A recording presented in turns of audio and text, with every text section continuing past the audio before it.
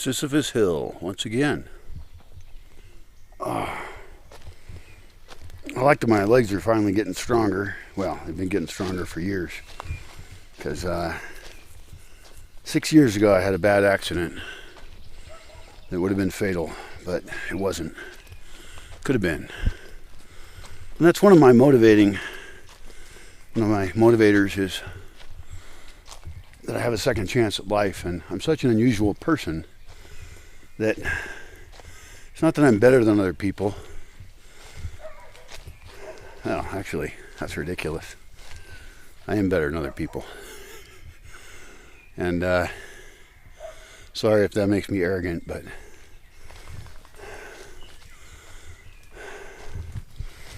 I grew up strange. I was raised to be strange.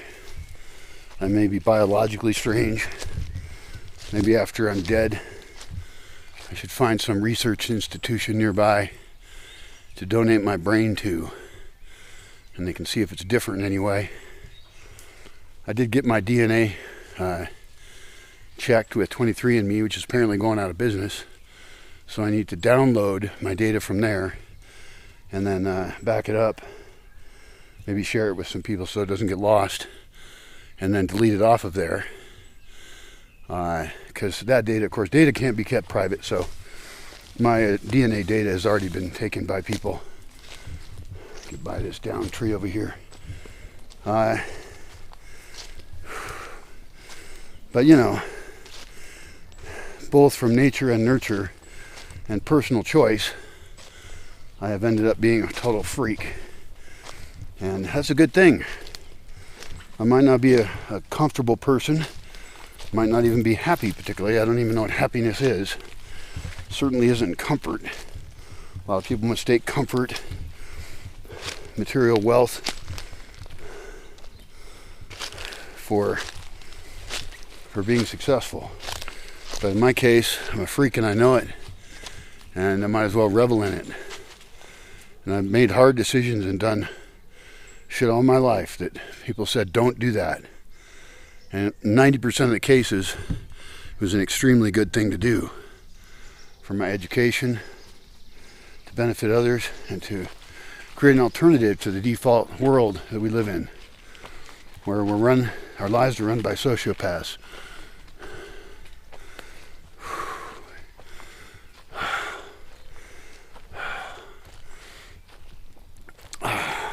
Legs. And now my feet have blisters on them. I'm going to order some fucking footwear. I'm going to order Tevas and Chacos and contact both those companies. I'm going to collect all my old Tevas and Chacos from the last 21 years, and I'm going to set them on a table and review their failure points. How did that footwear fail? And I think one of those companies, maybe it's Tevas. Tevas, I think, might have originally been made, or maybe Chacos, for people who were doing river kayaking. So these are not just sandals for hanging out. They're not like Birkenstocks. Like, I bought Birkenstocks a long time ago when I was in my early 20s. And they started to fall apart. And I went back to the store and I was like, hey, these are falling apart. And they were like, well, did you wear them in the rain? Yeah, I fucking wore them in the rain. Of course I did. Anyway, I think Tevas or Chacos have a lifetime guarantee, they say. And I don't need them to give me shoes or anything, but they might be really great sponsors because, you know, they're getting free word of mouth advertising from me because they have a fucking great product. And I'm not even sure exactly what size is best for me. I'm either a 10.5 or 11 in the U.S. system of measurement on shoe size. So I guess because I'm unsure, I would just order both, and or maybe order one and then decide if that worked and then order another one. But I would actually like to have in stock all the sizes of those, because wearing sandals is better for your feet, and you don't have dirty socks then. And the socks, you know, they trap the foot dirt in with your foot, and so my feet get really dirty because the dust goes right through them. They go right through my tennis shoes. These are my tennis shoes here. I had to replace the shoelaces because they sold them with shitty shoelaces. But you know, both sides of each one is breaking open. I can see my socks. in them. And, you know, these are done pretty well considering that I'm a very hardcore walker. And so these put up with a lot of abuse. And I don't just walk in normal places. I walk in, you know, shit like this.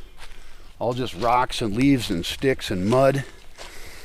And so that's something I'm going to do. I have about $400.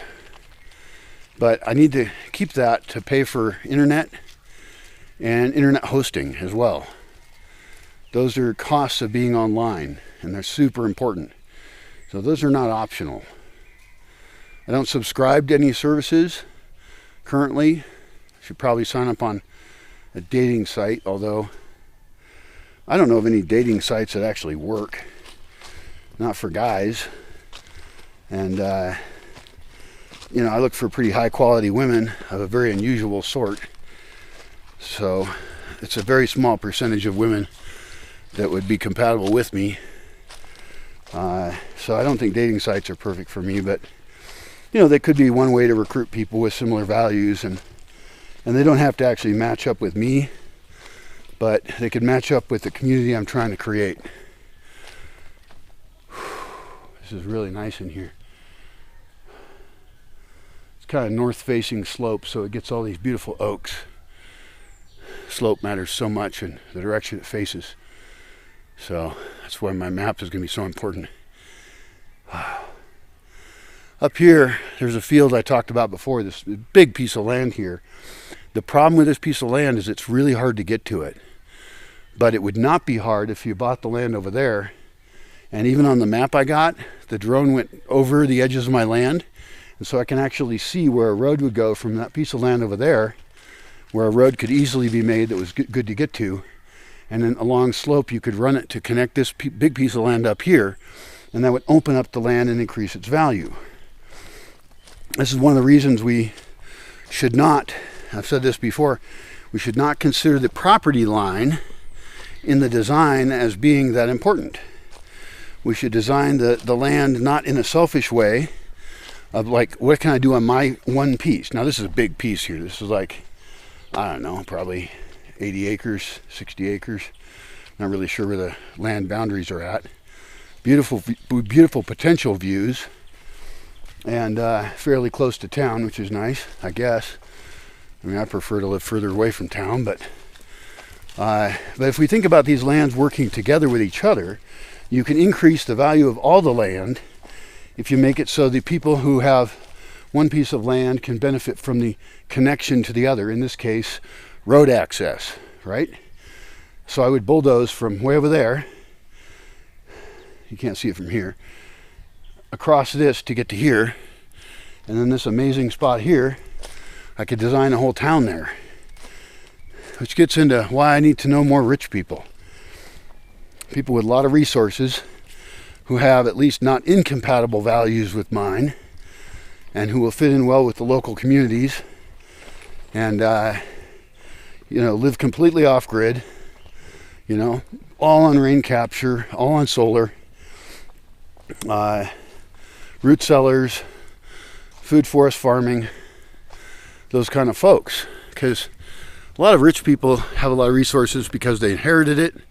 Maybe they worked for it. Maybe they were lucky. Maybe they just worked really hard. Maybe they're really innovative, whatever. I don't hate rich people, not inherently. And I need to make friends with compatible rich people who are looking for their legacy to be amazing. Because I put the thought into it, and if we collect enough people together, we can make places that are unlike any other on the entire earth. And then we can replicate that, building by a set of design principles and rules for maximum benefit of the earth and the forest and the people who live there, while having a small footprint on the land. This hill doesn't even seem that big anymore. I've been on it so many times. I just accept it, 1 foot in front of the other. Just do it, do it, do it, do it, do it, do it, do it. Arr. I know of, like, there was an artist who made a cool sculpture park in a place that I've never been to. It's several states away, but it's now open to the public, or maybe you have to pay to go in there, I don't know. But this crazy sculptor guy made this really cool place. And he was financed by somebody who was rich and just wanted to finance a cool thing. And so I need to meet those kind of people. You know, people who want to innovate and who like my value set, which I need to define in writing better, and really make proposals to these folks. And not to people who are looking for projects where they're investing in a way they're going to get a return. The return isn't going to be financial. The return is literally in making a better world. An example of a place that functions differently, where the architecture is different, the way we treat the land, the way we grow our food, the way we live, and the way we treat each other. You know? So the culture of the people themselves has to be different. That's the hardest part, actually. The physical infrastructure we can understand easier. Getting the cultural infrastructure in place for conflict resolution, for education, development, you know, that's the harder part. But I'm figuring out ways to handle that too. So, all right, let's get up this goddamn hill. Problem is, I have another spot I want to get to today, I think, if I'm not a wuss, and I'm usually not a wuss. Kind of. Depends on how you look at it. But I want to go up to a spot that I would be willing to bulldoze now. It's a spot that normally I never go to. It's too remote. But I would open up this amazing location, and it would also open up potential access to land above it that is not mine, but has a big flat spot, which I can see on the new topographical map really well. And that could be an entire thing up there, entire community, and it would have amazing views. So I guess, you know, I'm looking for wealthy neighbors who would like to invest in land, and they can even own it, but I want them to buy it with the plan that I envision. So that'd be very attractive to a very small minority of people. And even rich people. I mean, they're some of the most selfish fucks in the world. Most of them don't just want to make a better world. They just want to make more money. That's how they got more money, and that's how they kept it. But I need to find people who have higher goals than that and who want their legacy to be amazing. I mean, the closer you get to death, and really, I mean, even at a young age, you could realize the shortness of your life and how you're serving and what you're creating so you can die well and happy because you did great things that nobody else would have done. That's success right there.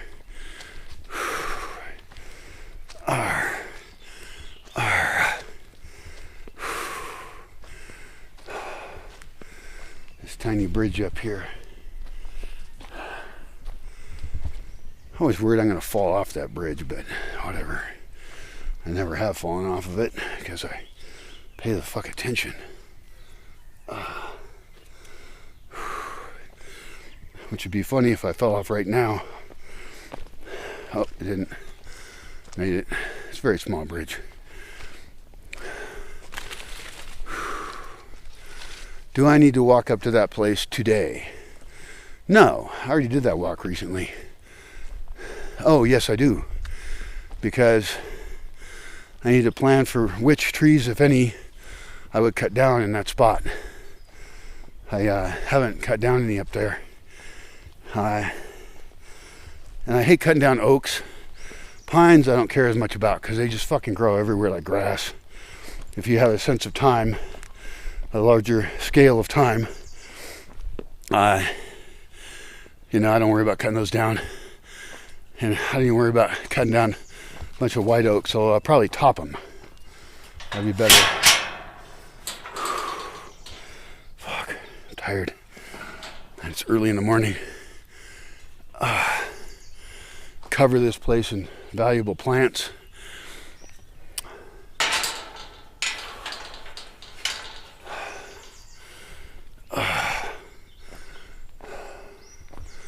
Gather people whose goal is to produce products that are useful in so many ways. That list I made last night was one of the more comprehensive I've made, and it's just an outline of the larger topics.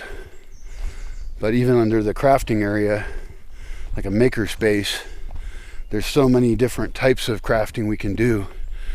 Like, build a forge, build handicrafts from all over the world, art things, but also more importantly, useful things. I mean, art's vaguely useful, and I am relatively pro-art, but,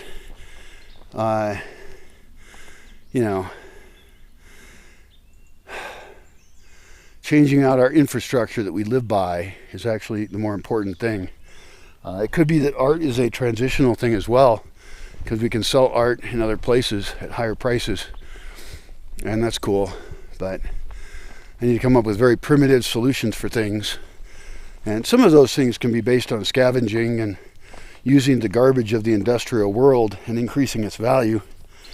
But ultimately we also have to plan for when there is nothing to scavenge. Let's think about the year 3000. How are we going to have humanity, civilization exist until the year 3000 in a world that is flourishing, in oceans full of life, with all the useful plants to us and to animals and to everything everywhere?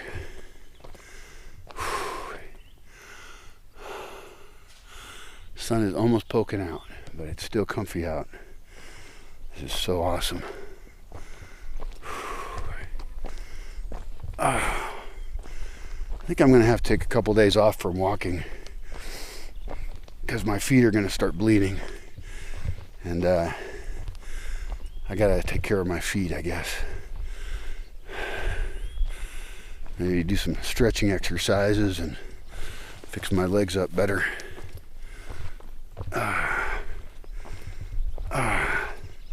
One person I'm talking to wants to run a crowdfunding program for me, and we talked about getting me a new camera. The camera I'm using right now I think is fixable. I need new batteries. I need a cover for my microphone, which is currently covered in medical gauze as a wind protector, and some hair doingies, some hair bands holding it on. I'd show it to you, but I can't show you that on this camera that I'm using. I have to use my phone. God, my vision of this place is so cool. The amount of work to do it, infinite. I think a couple $1,000,000, and I can make major progress on having parts of this be examples of a wonderful place to be. I can, of course, start that with even less, but even something like $30,000, I need to, I think I need to get a vehicle, but really, I don't need to personally own a vehicle.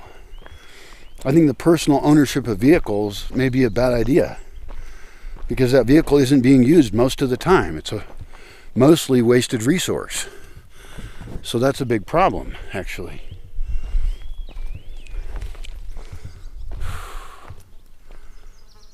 It's a gorgeous spot in here. Yeah, that whole ridge over there is where I need to go. And I guess I need to do that right away, actually. I was going to do that today, but I'm a little too lazy. Fuck. What do I do? Now I'll just do the one spot up there. That'd make a great destination, too. Right away. I gotta go. Adios.